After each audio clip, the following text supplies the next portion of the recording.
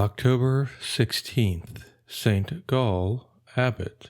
St. Gall was born in Ireland soon after the middle of the 6th century of pious, noble, and rich parents. He was raised in a monastery during his youth under St. Columban and St. Comgall, his abbot. When St. Columban left Ireland, St. Gall accompanied him into England and afterwards into France, where they arrived in the year 585. In a wild forest, St. Columban founded the monastery of Annagray, and 2 years later another in Luxeuil. Driven away by a hostile king, the two saints withdrew into more propitious regions, eventually going into Switzerland, near a village on Lake Constance. The idolaters of the region were greatly irritated when St. Gall preached to them and broke 3 statues, throwing the pieces into the lake. Many, however, were converted. The disciples who had remained behind the two saints rejoined them at this place and built cells around the chapel. When the saints learned that the hostile king who had driven them out of France now had conquered the Swiss territory also, St. Columban went into Italy. St. Gall was prevented by a grievous illness from accompanying him. St. Gall had been ordained a priest by the command of St. Columban, and now, having learned the language of the region where he settled near Lake Constance, he cast out demons, lived in peace with the wild animals, drove serpents from the valley, and converted to the faith a great number of idolaters.